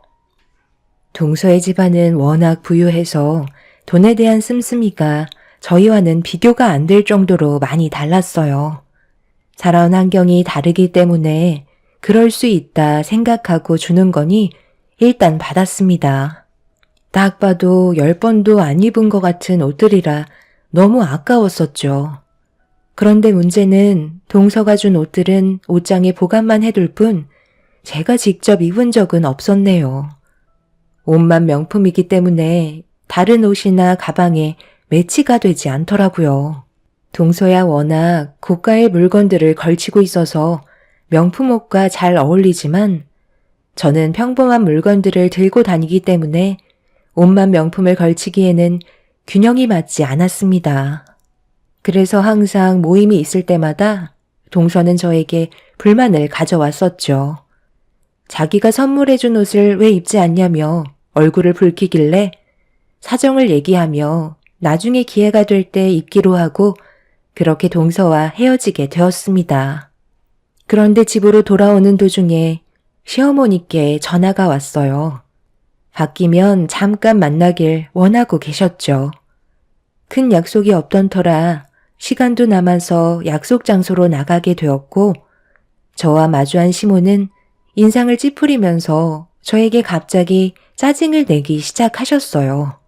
무슨 이유 때문인지 몰라 불만을 털어놓고 계신 시모를 보며 당황했네요. 너 이번에도 둘째한테 헌옷까지 받았니? 맏며느리나 돼선 막내한테 그런 걸 받아서 되겠어? 버리긴 싫다고 주는데 어떡해요. 제가 봐도 멀쩡해 보이는걸요? 그렇다고 받은 옷들을 의류수거함에 넣을 순 없잖아요. 이 문제 때문에 저를 보자고 하신 건 아니시죠? 곧 경민 아빠 퇴근 시간이라 저녁 준비해야 돼서 오래 있을 수가 없어요. 이번에 봉사활동에 참석을 좀 해야 되는데 너도 함께 왔으면 좋겠는데 괜찮지?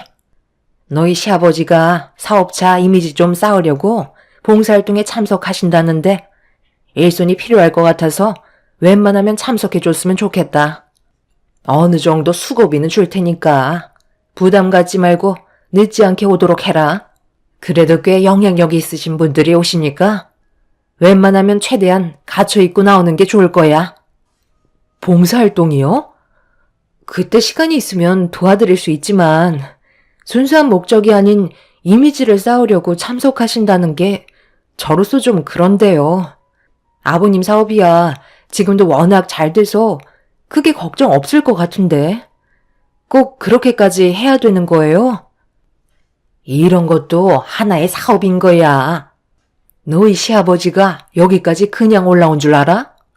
쓸데없는 생각하지 말고 하라는 대로 움직여라. 그리고 이건 내 아들 보약이니까 매일 저녁에 챙겨 먹이고. 요즘 끼니를 많이 거르니? 내 아들 얼굴 볼 때마다 얼굴이 헬쓱해져 있던데 내가 이런 거 챙기기 전에 네가 알아서 신경 써주면 얼마나 좋아? 꼭 이렇게 너를 불러서 건네줘야겠어? 시무가 저를 부른 이유를 알고 난 이후 기분이 그렇게 좋은 건 아니었지만 일단 집안일이라 어쩔 수 없이 참석을 하기로 결정하게 되었네요. 그렇게 집으로 돌아와 시모와 잠깐 만나서 나눴던 대화에 대해 설명을 해주며 챙겨주신 보약을 남편에게 건네주었어요. 건강관리 때문에 부쩍 운동량이 늘어서 살이 빠진 건데도 시모는 모든 걸 제 탓으로 돌리고 있었습니다. 남편은 신경 쓰지 말라면서 크게 문제 삼진 않았지만 저는 기분이 썩 좋은 건 아니었네요. 이런 일들이 하루 이틀도 아니고 모임이 있거나 개인적으로 얼굴을 봤을 때 항상 시모는 저에게 잔소리만 늘어놓으셨어요. 어느 정도는 받아들이고 넘어갈 순 있지만 이런 문제들이 계속해서 지속되다 보니 저도 사람인지라 정신적으로 고통을 받게 되더라고요. 오랜 세월 함께 알고 지낸 사이라 해도 절대 가까워질 수 없는 무언가가 저에게 항상 남아 있었습니다. 그래서 지금까지도 저는 쉽게 마음을 열지 못하고 있네요. 형식적으로 해야만 하는 것들을 의무적으로 하고 있을 뿐 그 이상 그 이하도 아니었어요.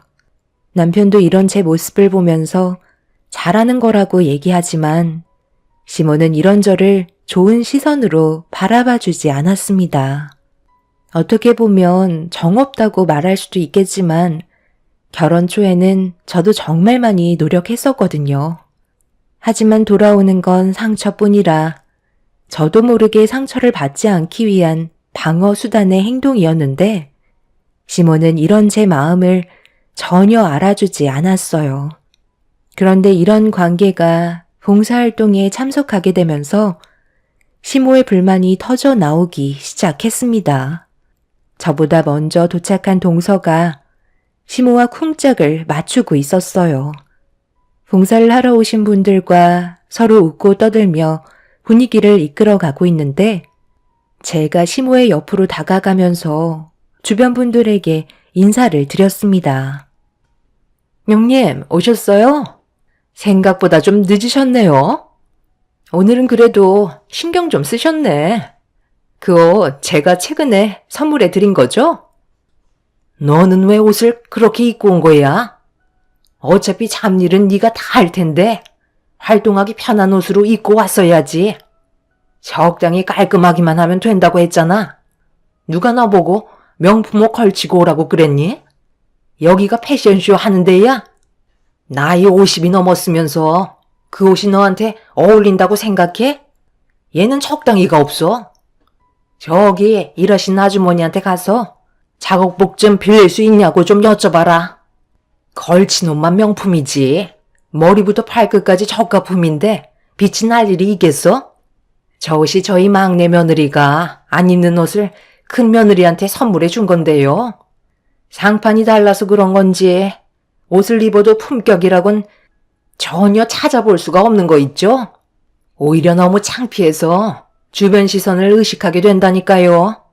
그냥 길거리에서 파는 천조가리 걸치는 게 쟤한테는 훨씬 어울리는데 평소에 하지도 않는 화장까지 짓게 해선 오늘따라 더 창피하게 느껴지네요.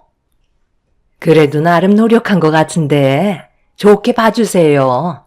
원래 명품이라는 게 태어날 때부터 때깔이 다른 집안에서 자란 사람들이 입어야 그것에 품격이 묻어 나오는 거예요. 왜 천민 양반이 옛날부터 있었겠어요? 천민이 아무리 고급진 옷을 입는다 해도 그 신분이 어디 가겠어요? 겉에서 풍기는 이미지가 다른데요. 그래서 집안을 보고 결혼을 하는 거잖아요. 솔직히 큰아드님 결혼시키신 거 후회하시죠? 저도 큰며느님 얼굴 보는 게 이번이 처음이지만 여사님 집안의 며느님이라는 말에 좀 놀라긴 했네요.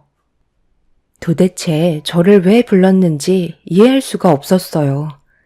그냥 씹을 거리가 없어서 데려온 것 같은 느낌이 들었고 시모는 저를 보며 아랑곳하지 않고 험담을 하고 있었네요.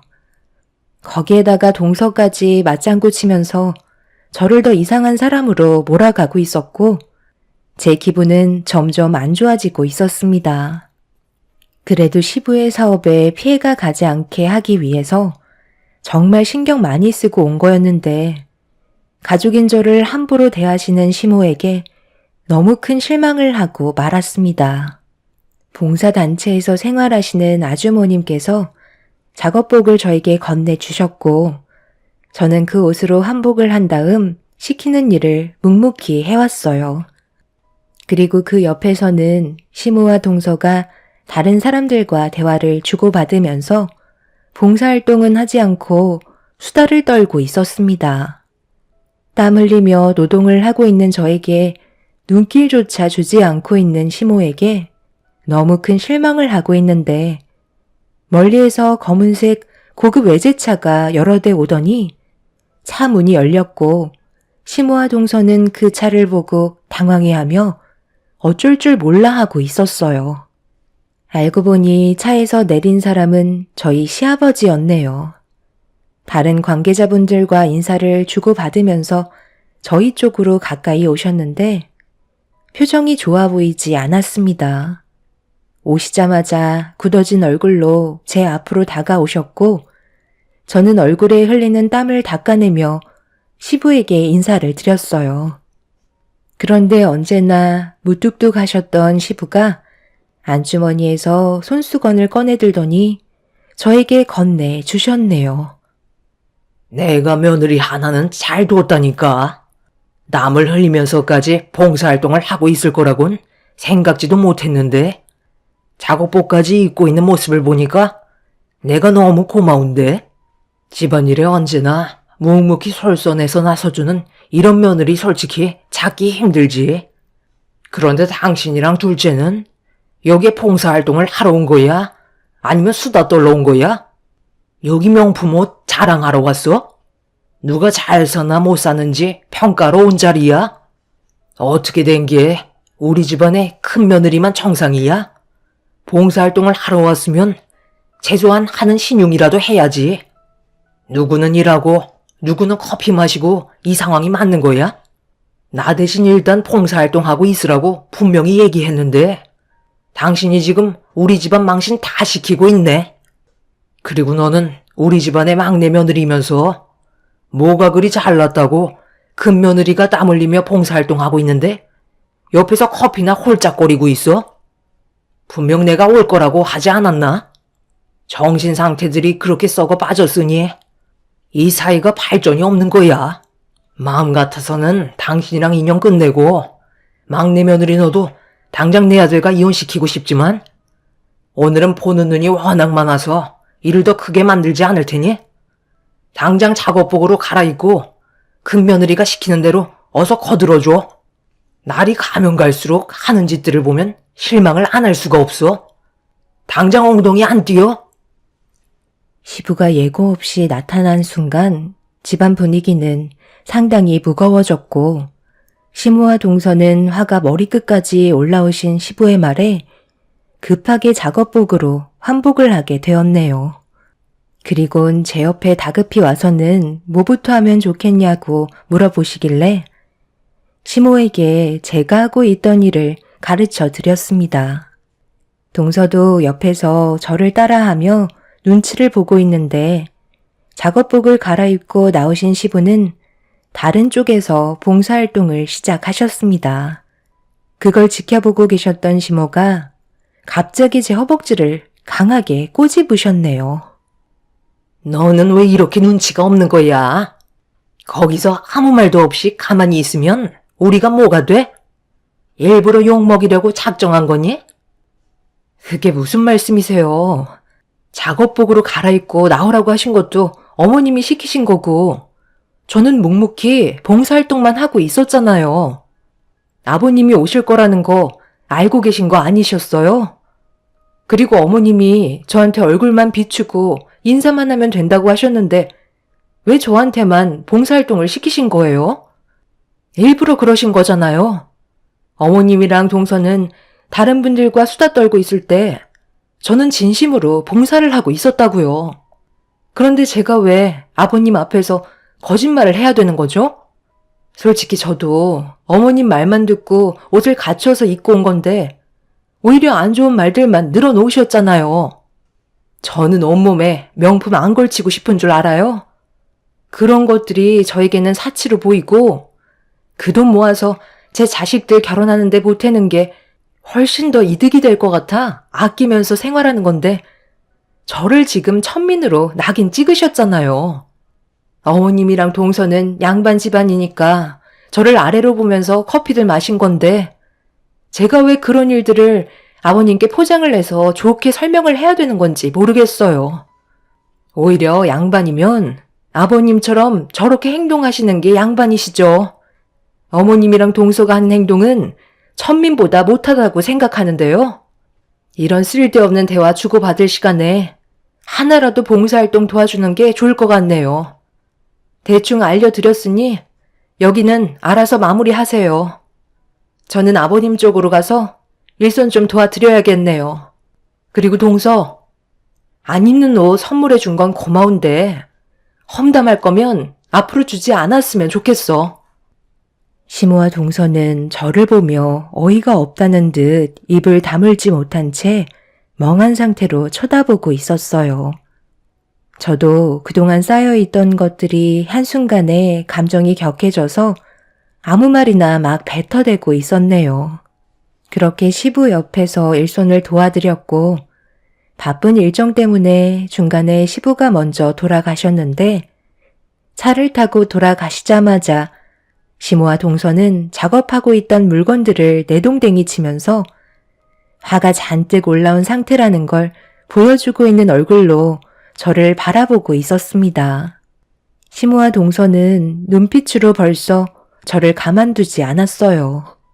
주변에 지켜보고 있는 눈들이 워낙 많았기 때문에 시부의 귀에 안 좋은 말들이 들어가게 되면 분명 폭풍이 휘몰아치게 될 걸 뻔히 알고 있기 때문에 시모와 동서는 화를 삭히면서 감정을 억누르고 있었습니다. 그렇게 봉사활동이 끝난 뒤 인사를 건네고 집으로 돌아왔는데 예상했던 대로 시모와 동서가 저희 집 문을 세차게 두드리고 있었네요. 내가 올 거라는 거 뻔히 알고 있었으면서 문을 왜 이렇게 늦게 여는 거야? 너는 지금 나한테 할 말이 많을 것 같은데? 제가 무슨 말을 해야 되는 거죠? 어머님 때문에 상처받고 온 게 아무래도 제일 서운하네요. 이것 말고는 없는데요? 형님 때문에 어머님이랑 제가 아버님한테 욕을 먹었잖아요. 제가 만약에 형님이었으면 어머님이 지금까지 봉사를 하시다가 잠깐 쉬고 계신 거라고 변명이라도 했었을 거예요. 어떻게 눈치도 일이 없을 수가 있는 거죠? 이번에 아버님 눈빛 보니까 심상치 않았다고요.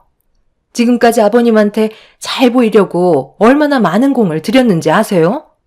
그런데 한순간에 무너져 버렸잖아요. 원래 가식적인 행동들은 시간이 지나면 드러나게 되어 있는 거야. 동서가 그동안 아버님께 보여드렸던 모든 것들이 거짓이었다는 게 이번 일을 통해서 알 수 있으셨겠지. 그러니까 나처럼 있는 그대로 살면 된다니까. 왜 이렇게 삶을 어렵게 사는 거야?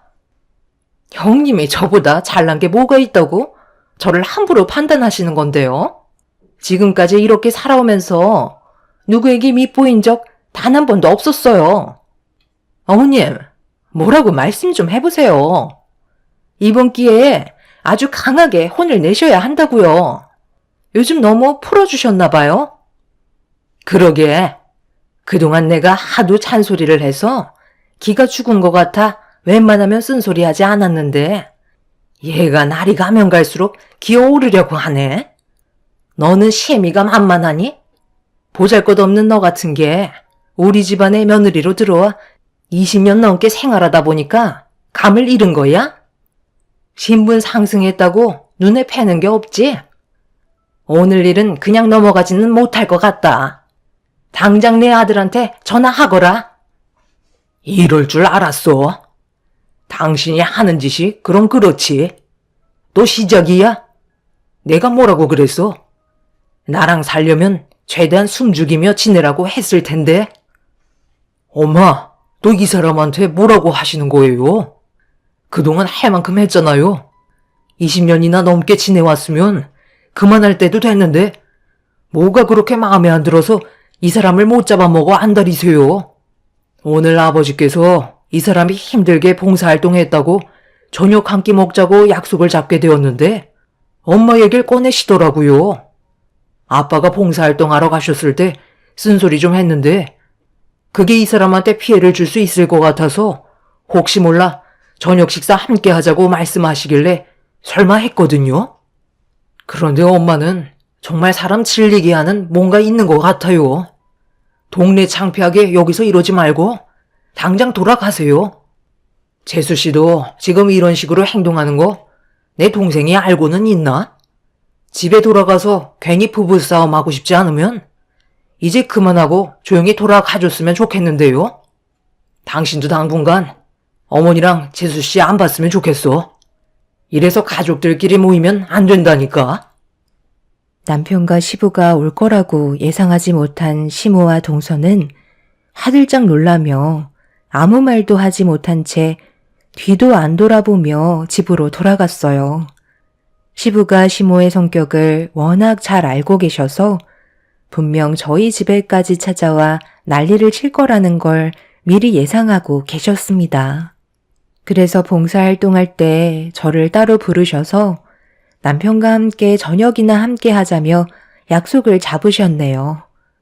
시부도 시모의 행동들을 마음에 들어하지 않으셨어요.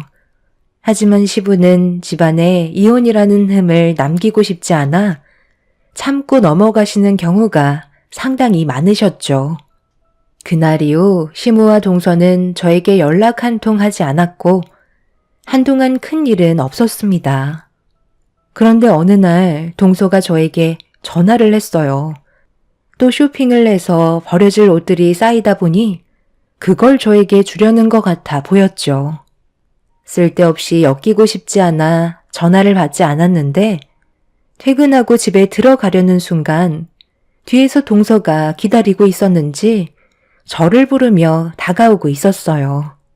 양손 가득 쇼핑백을 들고 있길래 한숨을 쉬며 저희 집 문을 열었고 동서는 뒤따라 들어왔습니다. 내가 연락을 안 받은 이유를 알고 있을 텐데 왜 또 찾아온 거야? 나는 이제 옷을 그만 받고 싶다니까. 동서한테 옷을 받아봤자 나는 어차피 잘 입지도 않아. 그냥 가지고 돌아가 줬으면 좋겠어. 차라리 다른 사람들한테 팔던 아니면 의류 수거함에 넣으면 되잖아. 나는 싫다는데 왜 자꾸 주려는지 모르겠네. 웬만하면 우리 특별한 행사 때 말곤 안 봤으면 좋겠어. 그래도 생각해서 가지고 왔는데 정말 너무하신 거 아니에요? 저는 뭐 오고 싶어서 온 줄 알아요? 형님이 가족이고 하도 불쌍해 보여서 도와주려고 찾아온 거라고요. 그냥 아무 말도 하지 말고 받아두세요. 저 아니면 이런 거 구경이나 해보겠어요? 없이 살면서 뭘 받지 않겠다는 거예요? 그냥 호의나 고맙게 받으세요. 그리고 여기까지 오는데도 힘들었는데 과일 정도는 내주셔야죠. 동서, 지금 나보고 입으라고 하는 것까지는 좋은데 꺼내놓은 옷가지들을 발로 미는 건 좀 아니지 않아? 내가 달라고 애원한 것도 아니고 동서가 안 입는 옷을 나한테 무작정 떠밀어 버리는 거잖아. 도대체 이유가 뭐야? 왜 이렇게까지 하는 건데? 그리고 우리 집안이 없이 산다고? 안 꾸미고 사치 안 부리면 없이 사는 거야? 우리가 동서 집안보다 못한 것뿐이지 웬만한 집안들보다는 잘 살고 있거든? 내가 마지막으로 경고하는데 한 번만 더 이런 행동한다면 그땐 나도 더 이상 안 참아. 저도 더 이상 생각 없이 막 나가는 동서를 봐줄 수 없었어요. 한두 번도 아니고 왜 계속해서 이런 식으로 사람을 난처하게 만드는지 이해할 수 없었습니다. 하지만 동서는 제 말을 듣지도 않고 자기가 알아서 하겠다며 자리에서 일어나 현관문 밖으로 나섰습니다. 그런데 현관문이 열리자마자 동서 앞에 경찰들이 기다리고 있더라고요. 동서도 당황했는지 저에게 도움을 요청하길래 무슨 상황인지도 모르는 상태에서 일단 경찰분들께 왜 동서를 연행해 가려고 하시냐며 물어본 순간 충격적인 말을 듣고 말았네요. 방금 이분께서 소지하고 계신 옷들이 전부 다 이 집에 가지고 들어가는 걸 목격했고요. 안에 있는 증거물품은 저희가 압수하도록 하겠습니다. 이분의 따님께서 그동안 상당히 많은 옷들을 몰래 백화점에서 가지고 나온 게 CCTV에 전부 다 촬영이 되었습니다. 요 며칠 사이에도 여러 군데의 백화점을 돌아다니셨고 따님이 몰래 옷을 입고 나온 게 포착되었네요. 그럼 일단 집안에 있는 증거물품들은 회수하도록 하겠습니다. 그리고 집주인분께서도 일단 증거물품을 숨겨주셨기 때문에 경찰서에서 추가적인 조사 진행이 있을 겁니다. CCTV를 확인해 보니까 최근에 이분이 건네주신 옷을 입고 나가셨더라고요. 전혀 예상하지 못한 상황이 눈앞에 펼쳐졌고 저는 아무 말도 하지 못한 채 경찰분들의 수사에 협조를 도와드릴 수밖에 없었네요. 결국 저도 경찰서에서 조사를 받게 되면서 이 사실을 아시게 된 시부모님과 저희 집안 그리고 동서 집안까지 전부 다 난리가 나고 말았습니다. 저는 진술한 내용을 토대로 크게 문제가 없었지만 동서와 조카는 법적으로 상당히 심각한 상태였어요. 그동안 제가 가지고 있던 옷들이 상당히 많았었기 때문에 그에 따른 죄질이 무겁다는 걸 누가 봐도 알 수 있었습니다. 결국 동서와 조카는 한참 동안 수사가 진행이 되었고 동서는 자식의 범행을 숨긴 부분에 대해 법적인 처벌을 면하지 못했고 조카는 소년원에서 생활을 할 수밖에 없었습니다. 문제는 조카가 정신적으로 문제가 있는 상태였어요. 알고 보니 도벽이 있었고, 동서는 그런 사실을 숨기려고 지금까지 백화점에서 가지고 나온 옷들을 전부 다 저에게 떠넘기고 있던 거였습니다. 결국 이 문제 때문에 보호관찰 심사위원회가 열렸고, 도벽이라는 정신질환이 있는 조카를 어떻게 해야 할지 심사 및 결정을 하게 되었네요. 결국 위원장을 포함한 5명의 위원이 한자리에 모였고, 청소년들의 보호관찰에 관한 지식과 경험이 있는 한 사람으로서 정신과 치료를 담당하고 있는 제가 심사원석에 참석하게 되었습니다. 상당히 오랜 시간 의논을 한 결과 지속적으로 반복되는 범행은 더 큰 피해를 막기 위해 가석방은 불가피하다고 판정 내리게 되었고, 정신과 담당인 제가 소년원에서 조카를 담당하게 되었습니다. 저는 일반적인 정신과 의사가 아닌 소년원에서 어려움을 겪고 있는 아이들의 불완전한 심리 상태를 상담해주고 치료해주는 정신과 의사입니다. 그래서 일반 의사들과 다르게 수입이 적은 편이라 시모는 잘 사는 동서 지방과 저를 무시했던 거였죠. 그리고 조카는 차후에 소년원에서 나와서도 보호관찰 대상으로 또 다른 문제를 막기 위해 상태가 호전됐을 때까지는 지속적으로 감시를 받을 수밖에 없는 상황이었어요. 이 사실을 듣게 된 동서는 구치소에서 저와 얼굴을 마주하게 되었고, 저를 본 순간 얼굴이 잿빛이 돼선 눈물을 쏟아내고 말았습니다. 처음부터 자기 딸에게 문제가 있다는 걸 저에게 말하고 싶었지만 자기 집안의 수치라서 도움을 청할 수 없었다며 이런 상태의 집안이라는 걸 알려주고 싶지 않아서 계속 시간을 끌었다는 말을 듣게 되었죠. 동서는 자기 딸이 정상적으로 돌아올 수 있게 저에게 부탁을 하면서 엄마로서 자기가 많이 부족하다는 걸 인정하고 있었습니다. 이런 모습을 보니 참 안타깝더라고요. 앞으로 동서가 이번 일을 통해서 정신을 차렸으면 좋겠어요.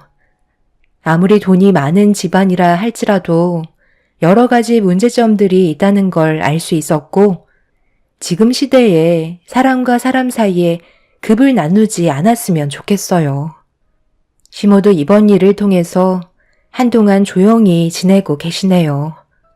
앞으로 가족 모두 서로 얼굴 붉히는 일 없이 잘 좀 지냈으면 좋겠습니다. 제 사연 들어주신 분들 오늘 하루도 힘내시고 하시는 일이 무엇이든 잘 해결되시길 바랍니다. 감사합니다.